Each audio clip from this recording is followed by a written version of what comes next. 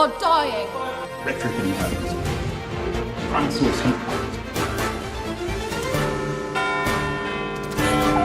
Because I don't have a future.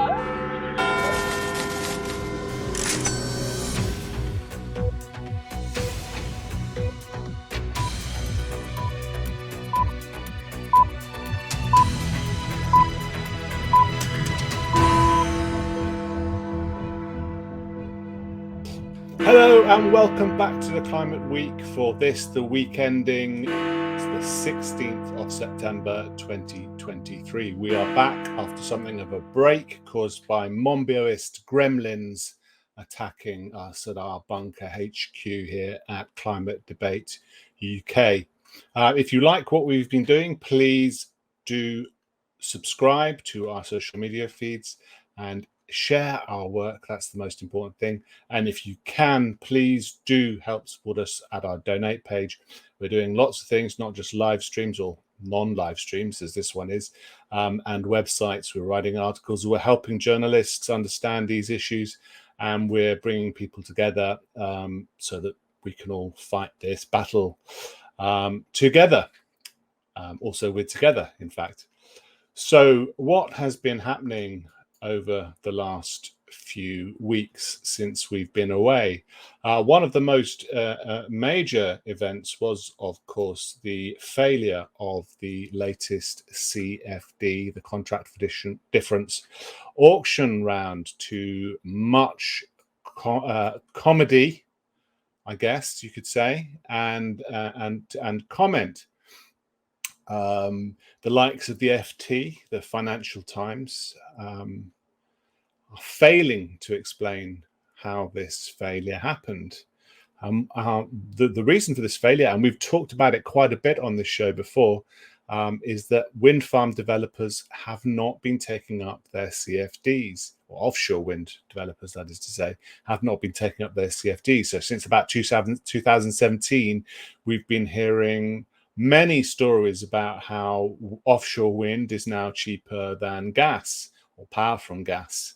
And that's really not been the case. I've had countless debates with the proponents of wind energy over that time, over the years, and they've said they've pointed to these strike prices that offshore wind developers have offered under the scheme.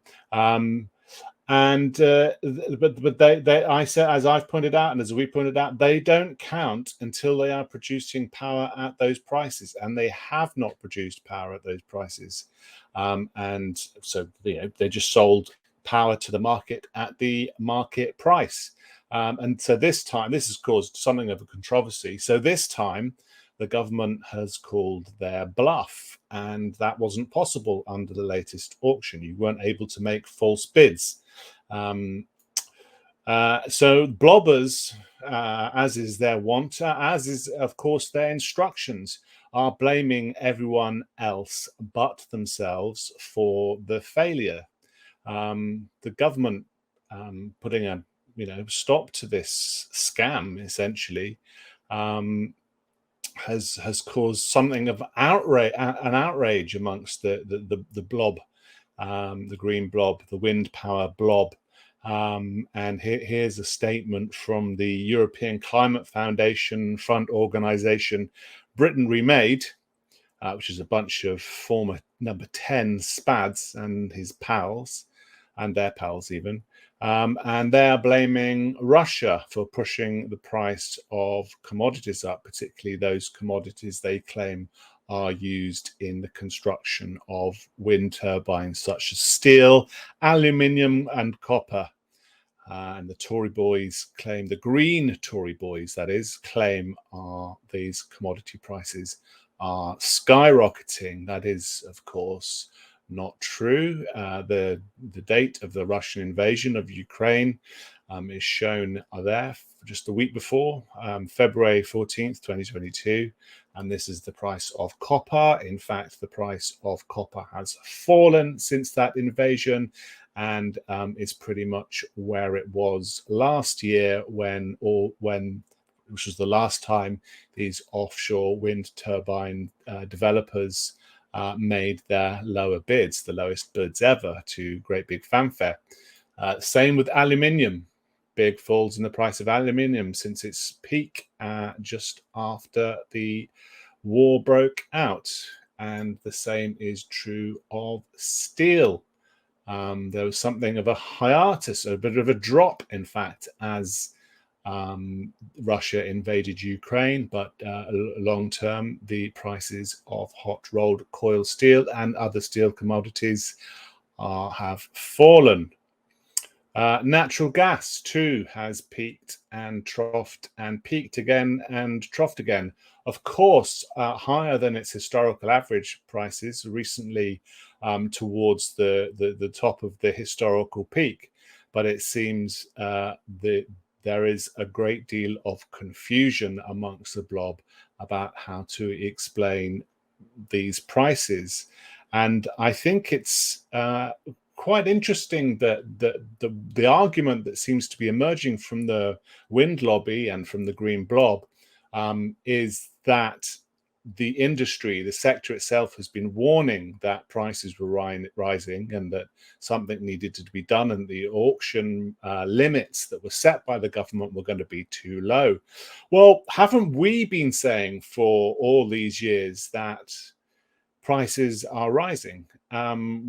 So why is it only of interest to policymakers and blobbers that prices are rising for one sector, not for all of the other sectors and not for the rest of the population? I think that's something quite damning about that part of the political class. Ed Miliband blames the Tories. Of course he does.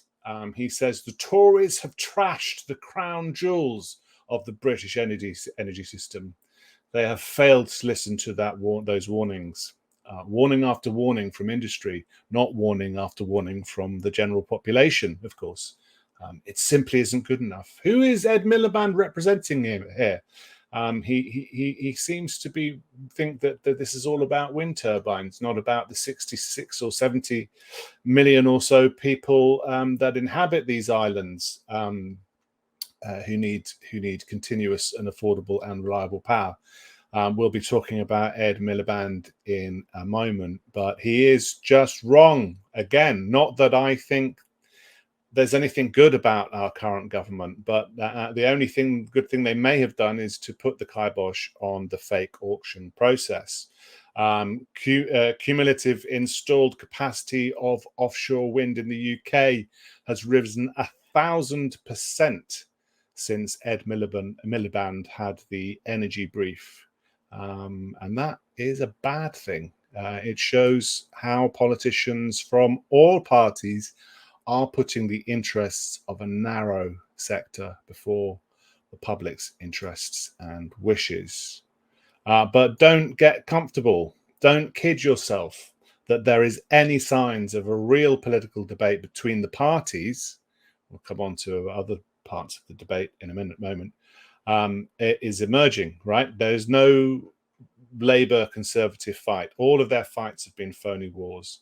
And here are the Conservatives who are intent on banning material and economic freedoms, certainly insofar as they amount to the freedoms that are created by the petrol and diesel car. Rishi Sunak has reaffirmed his commitment to banning them by 2030, according to the Times. And what this says very clearly is that your consent, your opinion, and analyses offered by us and people we know is not required. Your consent, your opinion are not required by green ideology. The green blob does not care what you think it's going to carry on. And of course, it gets worse.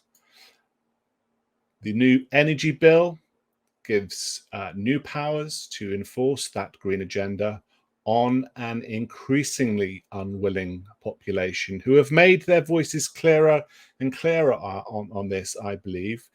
Nudge has come to shove, and yet pretty much all MPs, bar about half a dozen or so, seem to have learned nothing from the failure of the auction and really don't care what the public's views are. And I think it's worth reiterating the point. They have no idea how the targets are going to be met. But now we know for sure that the criminal law is going to be used to enforce those targets, whether or not they are practicable. Gone, I think, are the promised upsides of green growth, green industrial revolutions, and green jobs and all of that sort of stuff. Only the targets of the Climate Change Act are enforceable. That's net zero. The cross-party consensus on climate change is intact. Further afield in the green blob, no less stupid and ignorant than our MPs are Greenpeace, who often drive MPs' stupidity and ignorance. They are blaming the tragic events in Libya on climate change.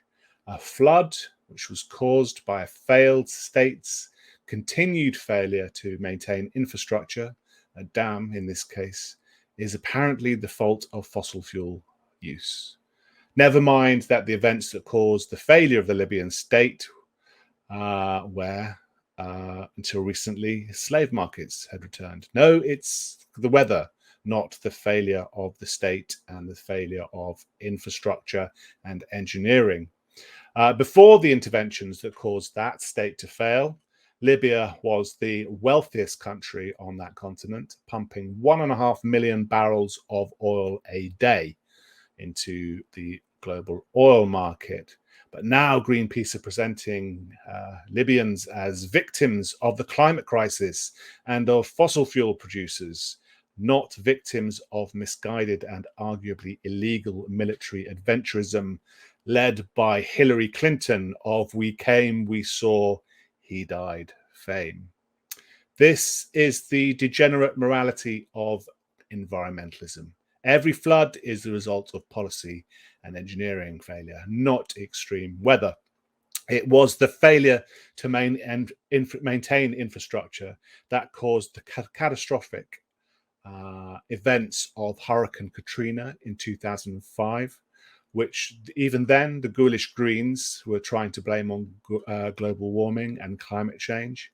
And it was planners and policymakers' failures that led to the deaths of 184 people in Germany in 2021 after floods there too. And it is the same in Libya this week. Political failures are turned into opportunities for cynical and nasty green campaigning organizations, and we should reject them. Finally, then, a very interesting piece in The Spectator, and it's not often these days that I say that, but here's an interview by Kate Anderson of The Spectator and Gary Smith, leader of the GMB Union, and he's got some interesting things to say about net zero and the such like. So with me in the pretend studio that we have here is Ed Rennie, and he knows quite a bit about this stuff, probably a bit more than me. But Ed, you chose a particular section to focus on, a particular section of that article. If I can get that up, there we go. What do you make of Gary Smith and this article? Ed, you're muted. The key thing here is that this is his most outspoken yet, and he's not saying it explicitly, but basically it's pretty clear now that Gary Smith realizes that this net zero stuff is absolute nonsense, just complete rubbish. And and in knowing that, he's kind of, I mean, you know, the key quote about Ed Miliband is that, you know, I think the realities Ed Miliband is going to confront will force him to listen to the voices of working people. That's very thinly disguised. Ed Miliband is deluded. And of course, we all know that he is. because he, just your comments about the auction for the wind stuff is his take on that is absurd. We've all known this for quite a while, but Gary's coming out as clearly and explicitly as possible without saying it absolutely that clearly that's what's going on. So yeah, there's this very interesting section. I've just highlighted it here. Gary Smith is pointing out that yes, the wind farm failure, the auction failure, is as embarrassing for is embarrassing for Rishi Sunak, but it's Ed Miliband who continues to be the equivalent embarrassment for the Labour Party and Keir Starmer. Yes, and it's interesting also that he, in the earlier quote, he's kind of getting at the point which I thought was quite likely, which is that perhaps it's beginning to dawn on Keir Starmer and perhaps even more Rachel Reeves, despite their public statements, that they're beginning to clock that this is, not sustainable. What Ed Miliband, and that they have actually, moved away from commitments that Ed Miliband wanted to make, and he took them on the chin. But that's going to be completely insufficient. And as you mentioned, so Rishi's going for, according to the Times. I mean, things may change. Things are reported in the Times. Doesn't mean they're always correct. But that, Rishi's going to continue to go for the banning of the petrol car by 2030 or whatever it is. And so it's clear that after the next general election, all this stuff is going to hit the fan, whoever is in power, if they keep moving along with these things. And at some point, they are going to have to move away from them because it will just be, insane. And I think what they'll go for, I don't think they'll back off it all. What I think they'll go for is the boiling the frog approach, which is to some extent has been what they've been doing already. But what they'll do is they'll just ease this stuff in rather than having sort of definitive dates. They'll slightly delay, they'll offset. It's things like Sadiq Khan's, scrappage scheme, except possibly less. I mean, that's very ingenuous and doesn't really cut the mustard.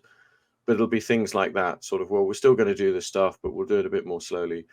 And that's also creates, it creates a difficulty because the problems will still materialize electorally, but it's their way of not really dealing with the fact that all of this stuff is just not practical. Are you getting at the view that they're not going to scrap net zero? They're just going to fudge the targets. They're going to ameliorate the targets into sort of these more and more. Right. So they're not there. So once I mean, it's a case of elections being coronations again, isn't it? We're probably going to we're going to carry on doing what we want and what both parties agree they want to do, but not do anything substantial to reflect what the public want, and just sort of kick cans down the road, kick things into the long grass, but fail to represent the public. Why? I mean, how is it possible for the opposition, a major political party, looks like it's going to form the next government?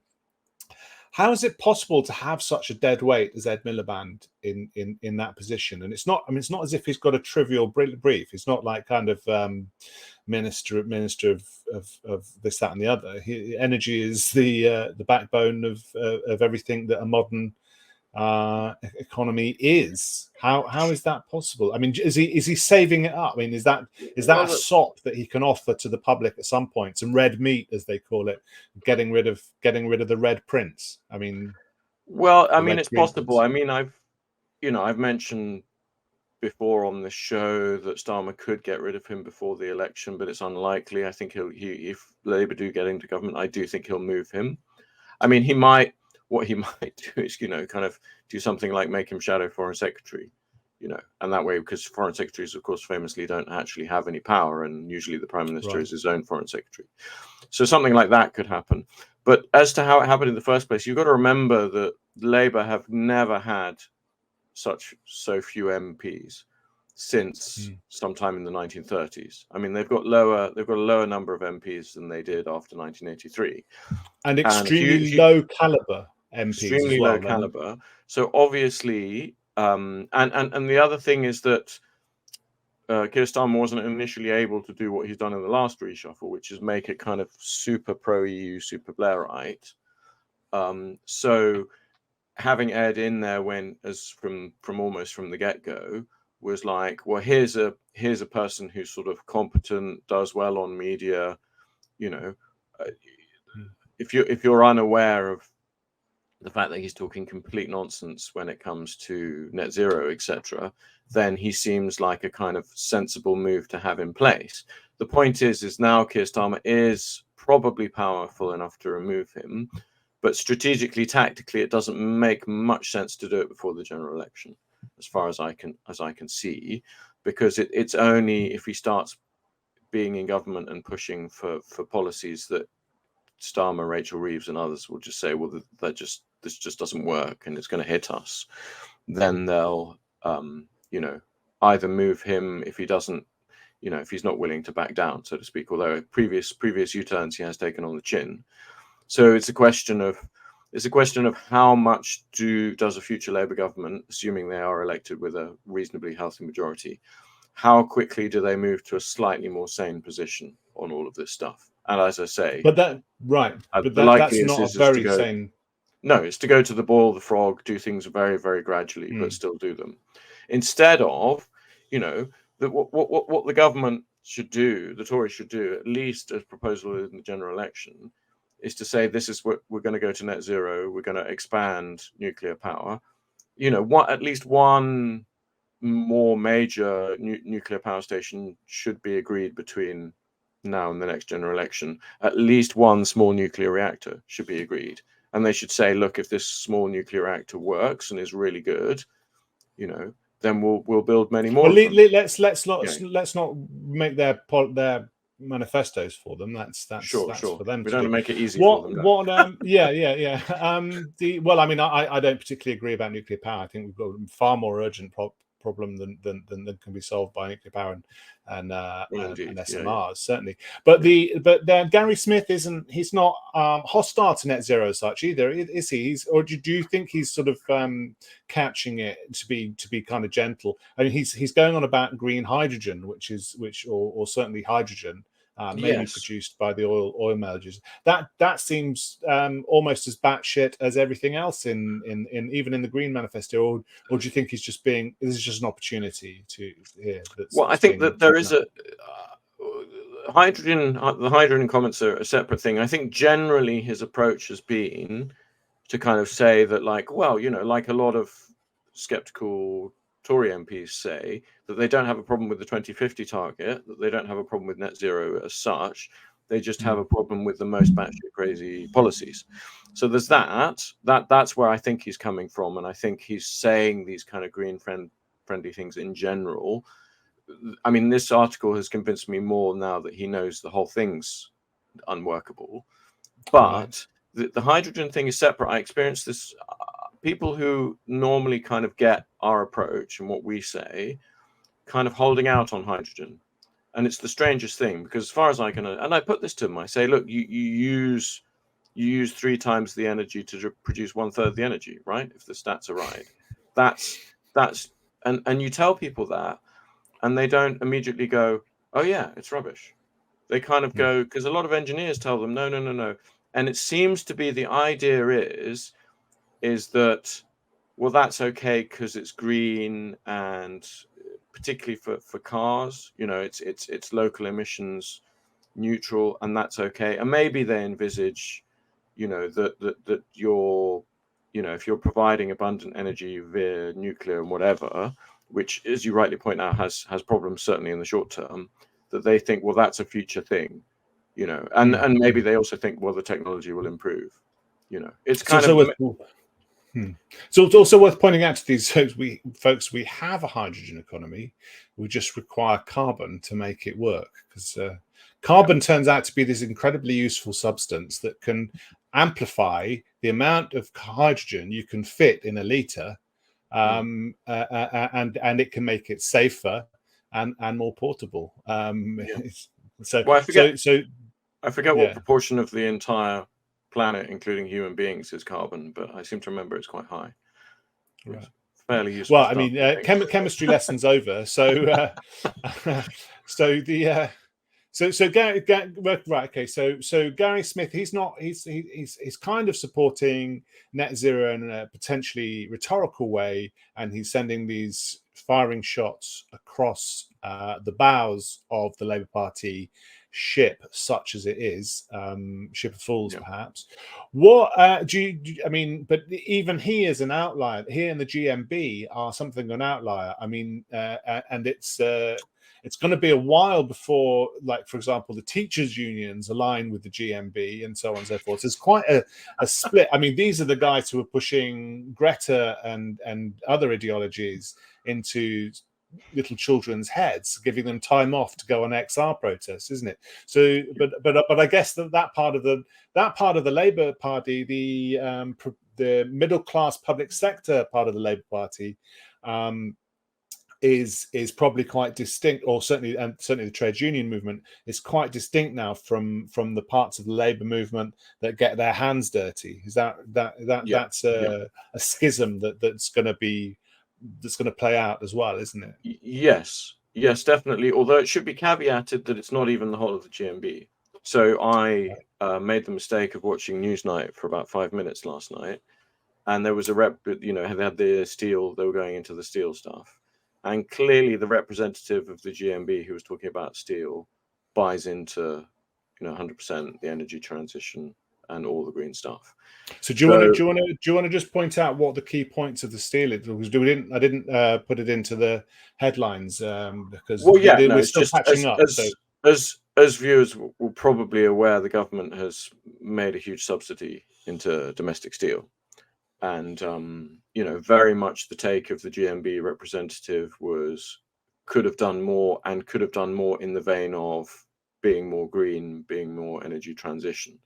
Now, again, I don't know whether that. I mean, it was a woman. I've never come across her before, and again, she may in private be sympathetic to what Gary Smith is saying, but she didn't give every indication from that the bit of time that I could stand to listen to what she was saying, because it was so green. Suggests to me that unlike Gary Smith, she just doesn't get it. But again, you have this distinction, which I've mentioned before, between generally what tends to happen is that the trade union leaderships are kind of out of touch and more, have become more susceptible to kind of modern thinking, if thinking is involved, if you see what I mean. Whereas the membership are just much more traditional. And you saw that, to a greater or lesser degree with each trade union in terms of leaving the EU.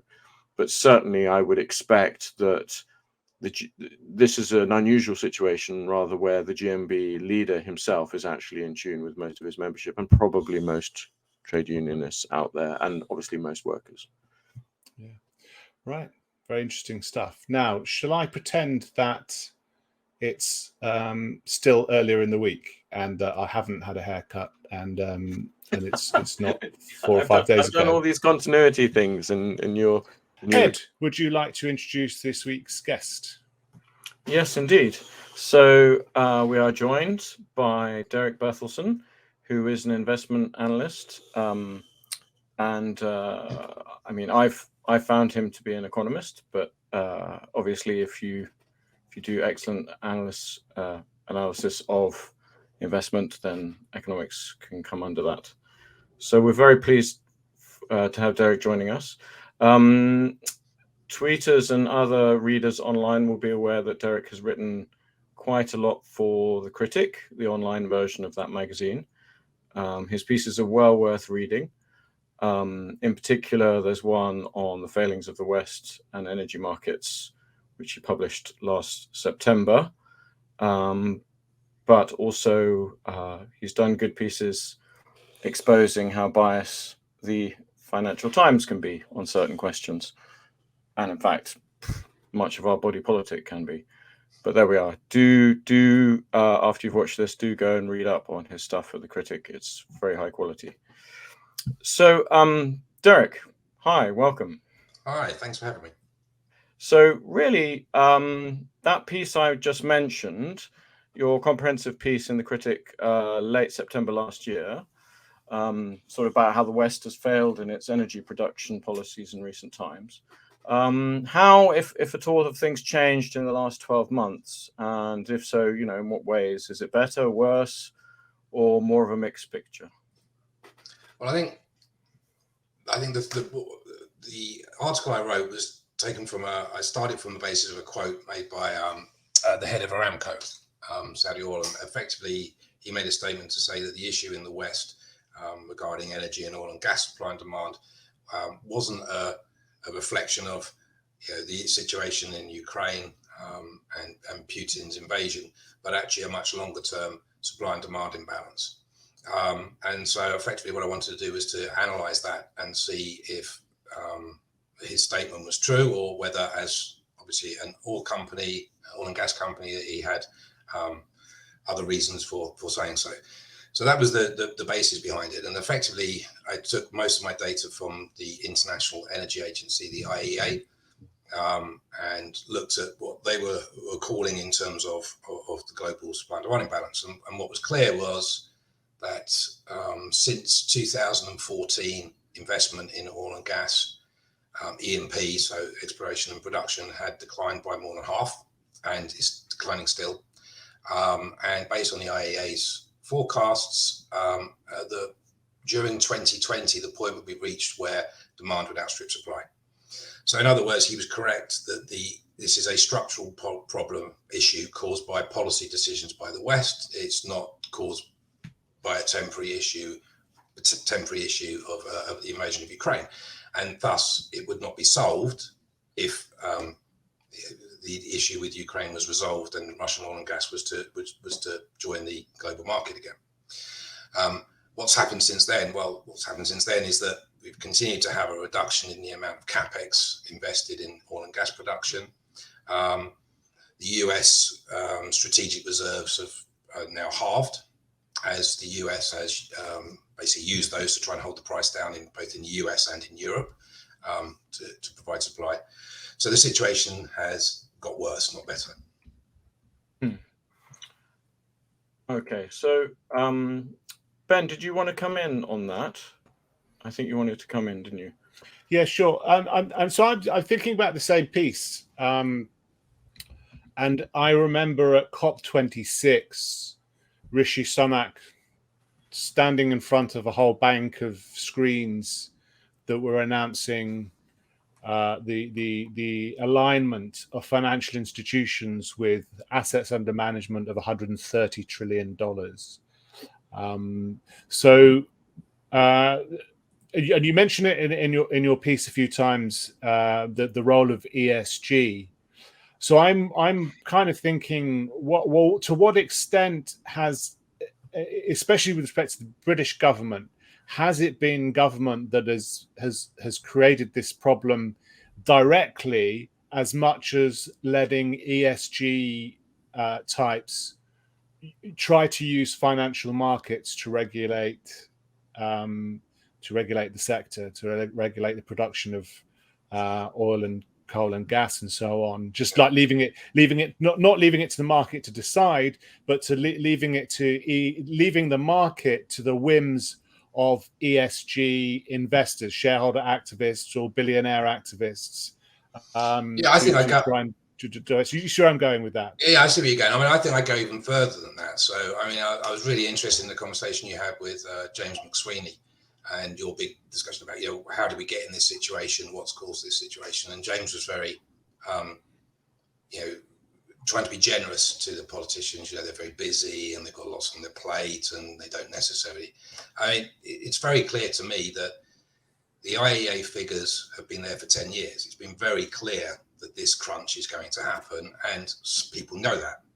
It's also very clear that the ESG was a political decision to force the curtailment of investment in oil and gas, despite knowing that there already needed to be an increase in order to maintain supply and demand. So I'm quite clear there's people knew, and I'm not just in the UK, this is throughout the West, that the results of their policy would be structurally higher energy prices. and that was done on purpose. So I don't think it was a mistake. I think it was done on purpose. Yeah. I think the thing that best illustrates that is Andrew Bailey's "It Wasn't Me, Gov," talking about inflation, and again, traders, energy traders, or people in the energy market in general were telling me at the very beginning of that year. That would be COP26 years. That's 2021. That there were signals that the following year were going to be there was going to be this huge inflationary energy price rise. Yeah. And these guys are, they're experts in their domain, but presumably they haven't got the same control panel as Andrew Bailey and all the others on the Monetary Policy Committee and what have you. They can see all the signals that are going on. Their dashboards must have been lighting up. This is going to be a crisis brewing, and of course that all of the folks at COP26 must have been aware, but they were carrying on. So anyway, so for the benefit of the audience here, when Andrew Bailey is saying nobody could have foreseen the price rises caused by Russia, which you rightly point out, have very little to do with Russia. In fact, Andrew Bailey is claiming ignorance of inflationary forces. Right? He's claiming ignorance of the fact that reduced supply increases price. Is that right? I mean, it's that stark. Yeah, I can't see how you can look at this any other way than they knew exactly that there was going to be a supply and demand crunch, and exactly what it means when there is more demand than there is supply for the price. And yeah, that's because they want to force a shift from hydrocarbons towards renewables. And that's despite the fact that any realistic or honest model on renewables shows they aren't cheap. I mean, you again with James, I think you did a good analysis of the government's figures when they produce their figures, comparing the price going forward of gas versus wind, for example. And I think it's quite instructive to try to explain in layman's terms why renewables cannot be cheap. And it starts really by understanding that the grid has to operate at a certain frequency. So it's 50 megahertz in the UK, 60 in the States. And if it moves between 1% below or 1% above, the transmission network blows up, your kettle blows up, the TV blows up. I mean, the margin of error is really, really, really small. And as a result of that, when you increase the supply of intermittent energy providers, so i.e. when the wind doesn't blow and the sun doesn't shine, that makes managing that grid, making sure that you keep the lights on and things don't blow up, much more difficult. And so one way you can see the effect of renewables is in terms of the grid balancing costs. So if we go back to 2010, 2011, you're talking about 10, 20, 30 million a year. And then since wind and solar have increased as a proportion, you've seen it rise from, I'm just looking at the figures, 500 odd million in 2015, 1.3 billion in 2020, 2.7 billion in 2021. And it's going to keep moving at that rate, the greater amounts of intermittent electricity generation we have. Now, obviously, the response to that is, well, we should have grid level energy storage, and we've seen Hornsdale in Australia, you've seen Tesla putting in battery storage. In the UK, in 2022, you had the first equivalent, I think about 50 megawatts in the UK. But the point people don't understand about that is that these only store enough energy for minutes or hours. So the UK one, I think, is 50 megawatts for 2 hours. So while that can help smooth some of the process, it isn't, the actual grid level energy storage doesn't exist. So there is no guaranteed backup, which means you need to, for every wind production you do, you have to have a gas production or a coal, or you have to have an equivalent. So you need much more generating capacity, which again adds into costs. So if you look at what the government, when they showed their figures about wind being cheap, they ignore the backup costs, which is literally billions. They ignore the grid balancing costs, which is literally billions. They ignore the cost of building the extra and operating the extra gas or coal or nuclear, which again is billions. And then when you look at what capacity utilization or load factor rates they're putting in for when the wind blows or the sun shines, they bear no resemblance to real life outcomes. So I think the IEA figures for onshore wind is something like 20 to 40%, and offshore wind between 30 and 50%, and that compares to 93% for nuclear. So you can immediately see that if you're putting in figures of 2 to 3 times the actual real life figures for these capacity utilizations in order to try to get the perceived cost lower. So yeah, I think, stepping back to your question before, I think that certainly some people were in the know about what they were doing and what that would do to energy prices structurally. So I thought it was instructive also that the gas price, they effectively doubled by a carbon tax. And I've seen people, I think James said, this is a way to make wind look cheap. And actually, I think that's probably the most truthful part that they put in, because that's exactly what they intend to do, is to increase the price of gas. But I think that probably underestimates the price of gas in the midterm, simply because of the supply and demand imbalance. If we continue to not invest and the demand continues to go up, we're going to continue to have price increases. And that leaves them with a political problem, because at the moment the narrative is, look, this is a temporary issue. It's Ukraine. We need to do this for, take the hit for the people of Ukraine. We can't allow Russia to dictate terms. But at some point, it goes past temporary, it goes down to structural.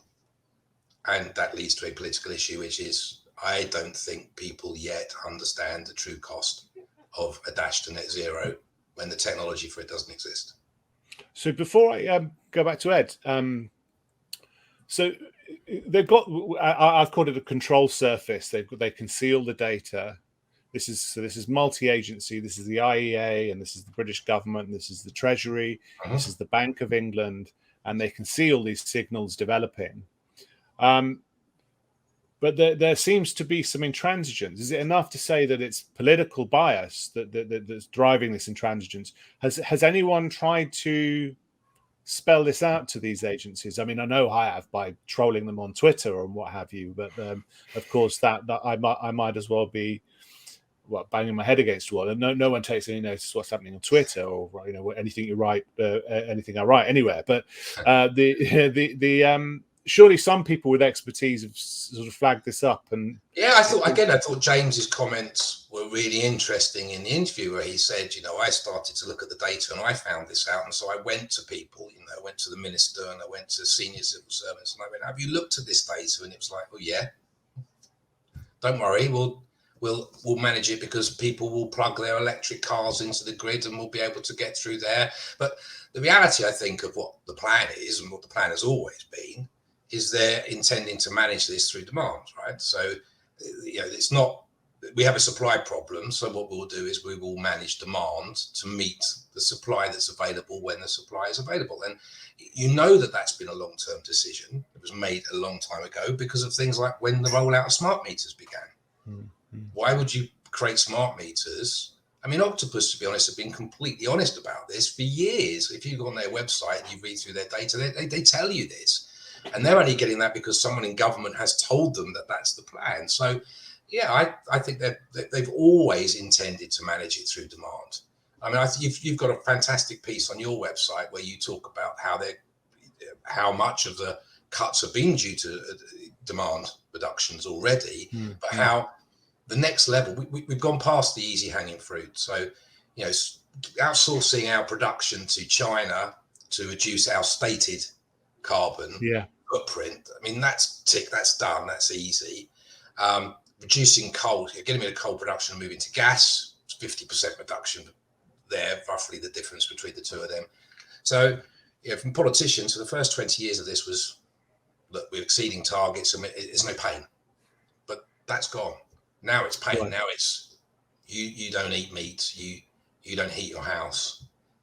You can't make a cup of tea when EastEnders is on because everybody else is trying to watch EastEnders at the same time. And so, so this is, sorry, Karen. Yeah, I think we're talking literally that the electricity will not be available at a price that ordinary people can afford when they want it. Yeah, I think it was the National Grid exec in 2011. I think Steve Holiday said the grid is going to be a very different place in 2020. We're going to have to get used to using energy when it's available, not when we want it, not at the flick of a switch. And that's such a regressive move. That's such a for the whole dream of the 20th century is evaporating when people's lives are no longer organized around the weather. The utilities are organized around the needs of people, of families, But now you're going to have to sort of either be woken up at 3 o'clock in the morning by your smart meter telling you that you can afford a shower or to wash your clothes.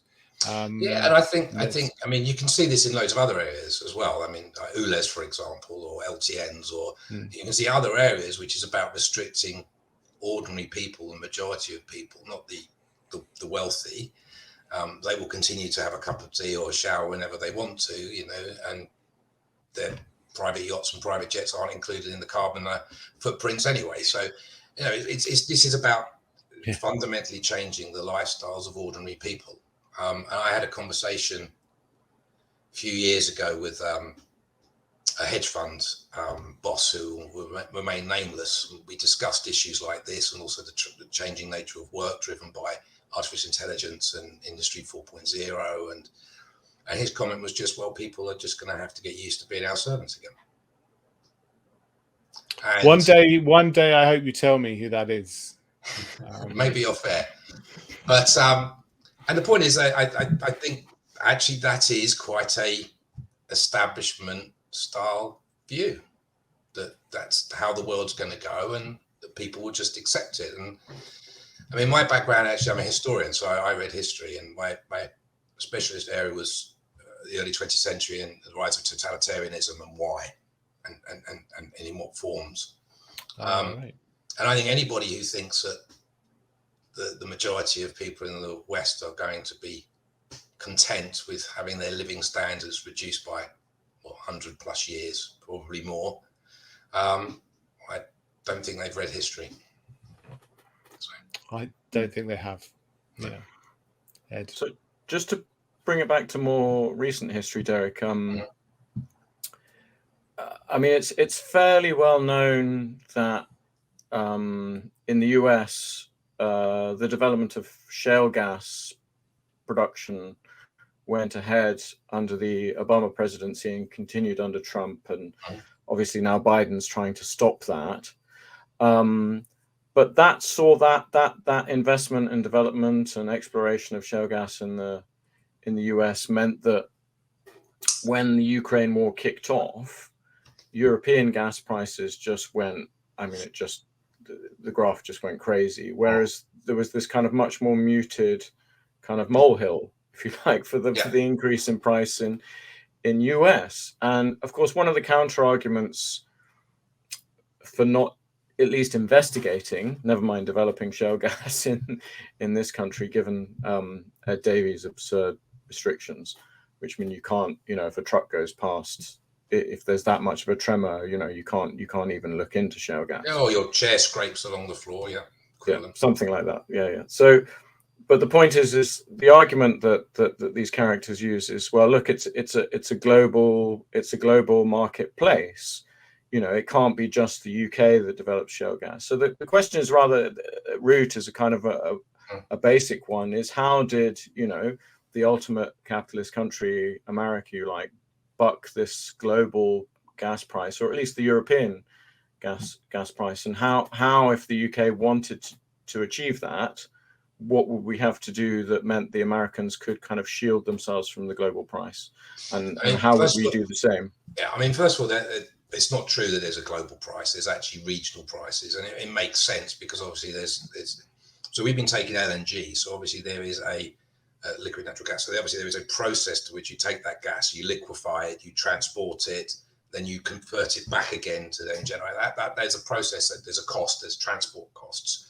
So that's always meant that prices were much more regional than global.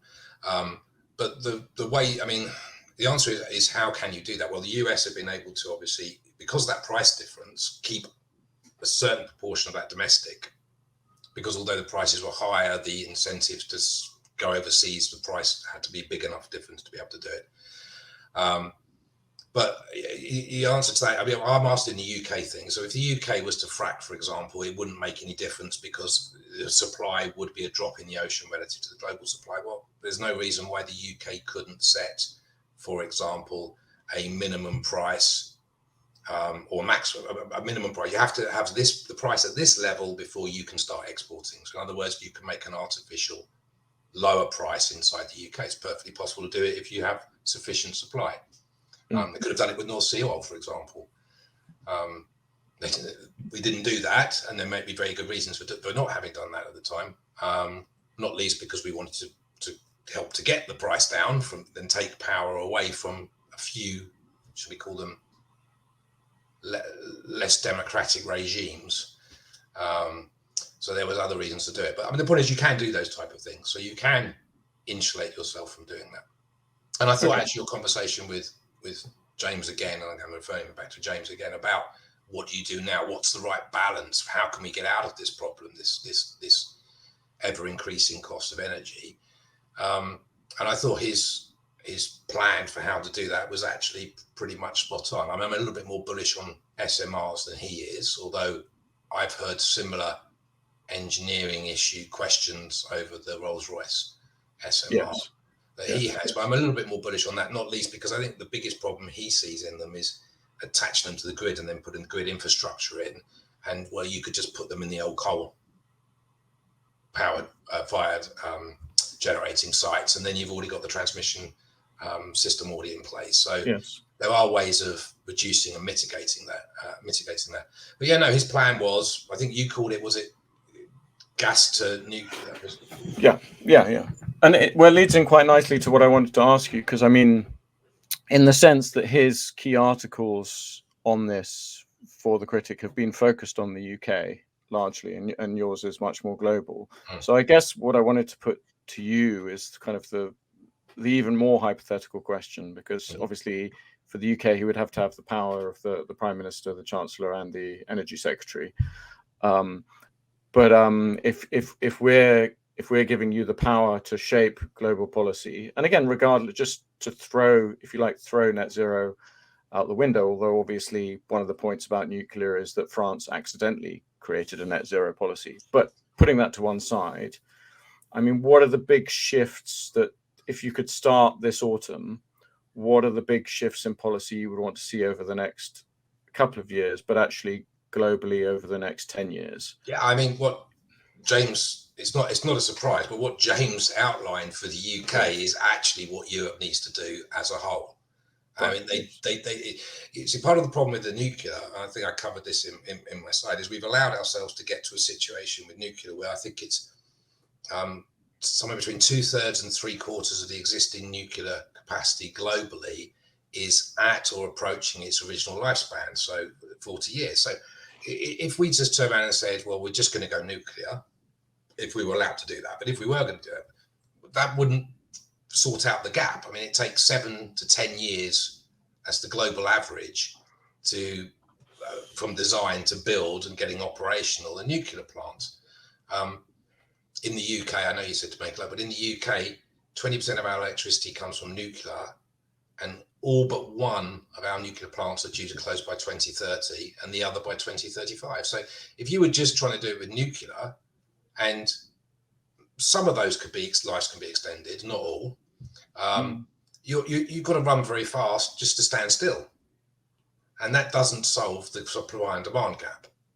I mean, the other thing I would add to this is, we talked before about the low-hanging fruit already being picked, which was globalization. So industrial production leaving the West and moving to China, Asia, etc.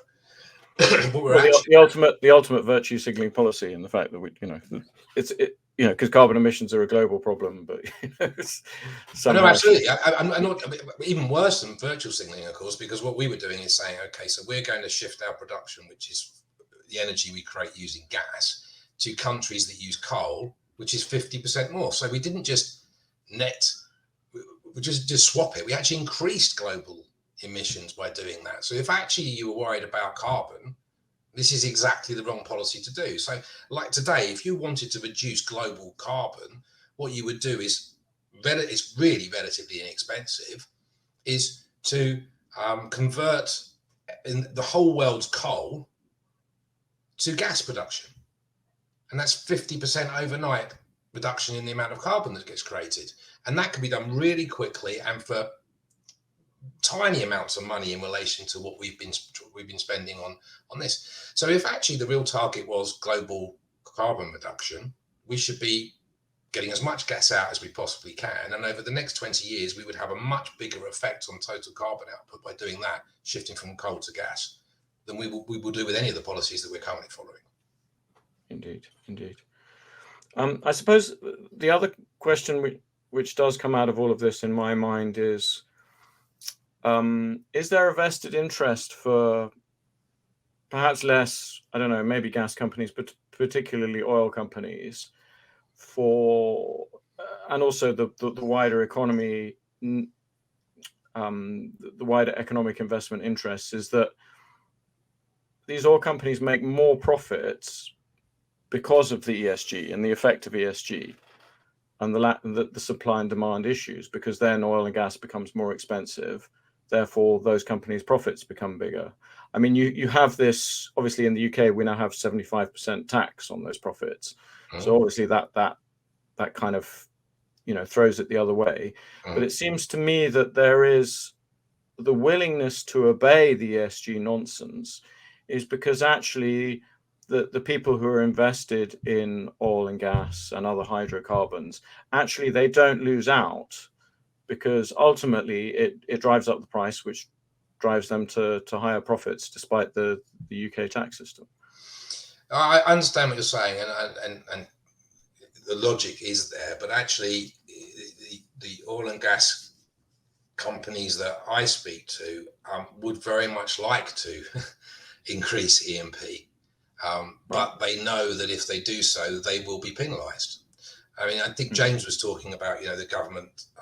I think you might ask a question, what about the government giving out new oil and gas licenses? Well, no one's going to take them up because they know they're unprofitable. And what's more, they know that the politicians in charge will continue to make those unprofitable because they don't want them to actually do it. So Sunak saying that was a sop to people like us who have been saying, look at the supply and demand balance. So, well, here you go, I'm going to give new licenses, but I'm going to make sure it's impossible. So, Ed Davey going, oh, well, they can frack as long as the chair doesn't make that much noise. It's a false picture because they know it can't. And I think the other thing to take into account is, so we've had the easy pickings where we've had globalization, but that was actually driven by economics. So it was very simple. Companies could lower labor costs, and the cost of container transporting went through the floor. So suddenly economically it made sense to shift your production to make more profits. And also, to be fair to companies who didn't want to do that, and I was an analyst at the time in the city talking to a lot of these companies who were going, I don't want to make this shift, but my competitors have. So if I don't make this shift, I won't be able to compete. But actually, on an economic basis, it's the opposite thing that's happening now. Now reshoring is happening. So when I used to talk to company CEOs and say, what are you talking around in the boardroom? What are you talking about in terms of production? And the only subject of conversation was, how quickly can we move our production? Where is the cheapest place to move our production? And how much is it going to cost for us to get rid of our labour force where we currently produce?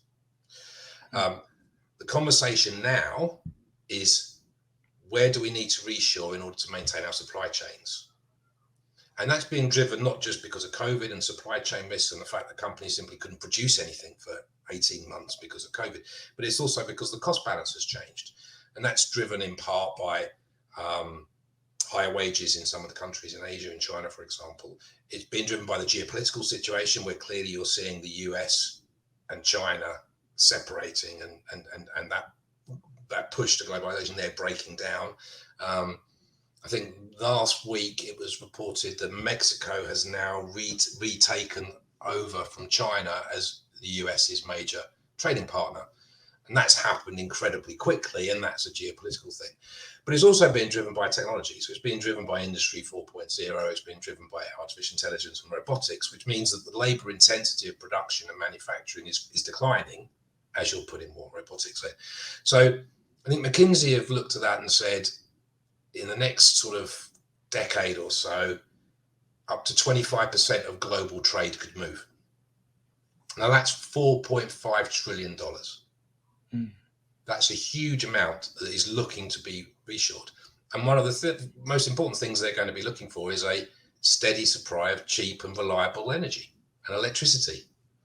So at the time when actually the West and Europe could be benefiting from this reshoring, which would rebalance their economies, rebalance their societies geographically, because they'd be going back to the areas where manufacturing had left from. They're making it impossible for these companies to bring it here. And in fact, the opposite is happening because of what they're doing with their policies on energy, because they're going to put carbon taxes on imports.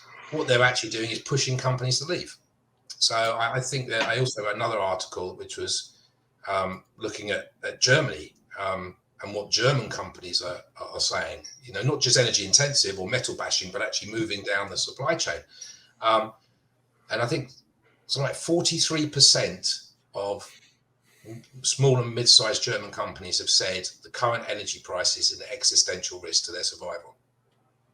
Over 25% of all German companies are in the process of shifting production, either all or part, or actually actively looking to shift part of that production. It's not always possible for them to change their energy source. So the aluminium industry has said that 9 out of 10 German aluminium smelters can't operate unless it's on gas. And if they reduce gas consumption by 25-30%, that's half of their production gone. So what you're seeing is German industry is moving. They're moving to where they can get access to cheap and reliable source of energy. So the cost is I mean, I looked at some figures, some specific figures. I'm just going to check here for you on the EU's carbon tax on imports. I thought it was sometimes handy to look at it as something tangible that you can actually feel. So the Boston Consulting Group has said overnight, with the initial rate of expected tax, metal prices will go up 30%. Based on the starting rate of 245 euros per metric ton of carbon, and in the entire supply chain it's 500 euros per metric ton. If you look just at the aluminium and steel content in a car, just alone, that's an extra 2,000 euros on the price of the car. Well, given that they don't want us driving cars anymore, and that's supposed to be a luxury for the super rich, that all fits quite neatly together. Well, absolutely. So, but they actually go through and say these are the things you can mitigate, right? But what's happening is the companies are analysing this, and I'm speaking to the boards of these companies who are saying, well, when I do the maths, I'm much better to relocate to America or Asia, where I can get cheap energy, export it back to Europe, pay the carbon tax. That's a better economic model than trying to stay here and to produce. Because at the same time they're doing this, all the free carbon credits are being removed. So it's gone. Yeah, well, presumably that's having an effect on wind turbines as well. The manufacturer. I mean, as viewers will know too, we've just had the fifth auction round, which has failed to deliver any bids for offshore wind, which is kind of catastrophic. But I guess that's the consequence of making everything more expensive. That ultimately everything includes wind turbines and Gaia's unicorns as well, doesn't it? It's a kind of circular, not quite the circular economy they wanted, but precisely. I mean, you said before, you made the comment about, how could you not know there's going to be inflation when you have policies that are intended to increase energy? And the whole point is you can measure inflation throughout the economy based on the energy intensity of the products that are being sold. So the less energy intensive things, inflation has been less. The more energy intensive thing, inflation has been higher. It's not rocket science to work out where the inflation is coming from, but also why the inflation is staying here. The reality is the policies don't just mean higher energy costs. It means much, much, much, much higher prices for anything people consume, which prices people out of being able to consume these products. So on a very similar note, people have made these kind of remarks. I think there are a diminishing number of increasingly ridiculous people. They're called Remainers, and they seem to think the only thing evil in the universe is called Brexit, and they seem unable to focus on the facts at all. But no, I'm going off on a rant about Remainers, which is a good thing, but this is not what the channel is about. But anyway,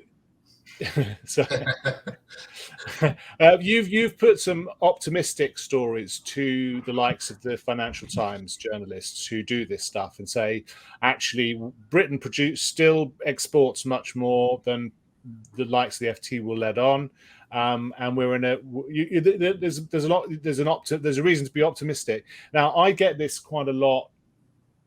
Are we doing net zero project fear? So it being the case that things are going relatively well, certainly in against some international comparisons for the UK, are we going down the same route as the Remainers in their last days before the referendum, going, "Oh my God, there's going to be syphilis in sandwiches"? And I think I'd say there's a difference. And the difference is there was no factual basis behind syphilis in sandwiches. Right. Okay. There is actual factual basis for the things that you are mentioning. So, the supply and demand imbalance this isn't a scare story you and I are coming up with here. This is the International Energy Agency. Listen, the premier global provider of statistics, of which 88 countries in the world are members and provide data for, that are saying these numbers. We're not making them up; they're there. The IEA, the International Energy Agency, they would dispute your interpretation of their figures, though, wouldn't they? They'd say things are going great if as long as, I mean, it's a bit like Remainerism. It's focused too much on carbon emissions and not in any other. Actually, they're quite explicit. I mean, I'll send you a link. They're quite explicit. They say, look, here is the supply and demand imbalance. If there is no more, if we do not continue to invest and increase our investment, and then they go, okay, now here's a bullish scenario where renewables reaches their targets, and I'll talk to you about that in a minute. What their estimates are for total renewable capacity globally, and they go, even in our most bullish, most optimistic scenario for what we can achieve with renewable capacity, there is still a supply and demand imbalance in oil and gas. They state that explicitly. Okay, and they have done for years. Now, they can make a value judgment on whether or not, but that's okay, so we can all starve and shiver because that's how value. Eat vegan burgers. I'm not denying the data. The data is, they make that data entirely explicit. And here's an interesting question for you. So one of the things that we're always told is, but the problem is we just haven't added enough renewable capacity, right? That's the problem.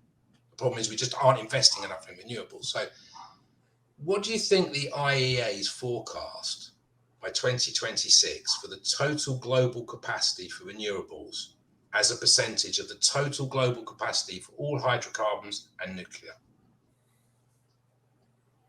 4%? 100%. 20? What? 100%. According to the IEA, on their figures, by 2026, the world will already have more renewable capacity than the entire hydrocarbon and nuclear capacity that we have spent the last 70, 80 years building. Right. Does that sound like we've underinvested? No.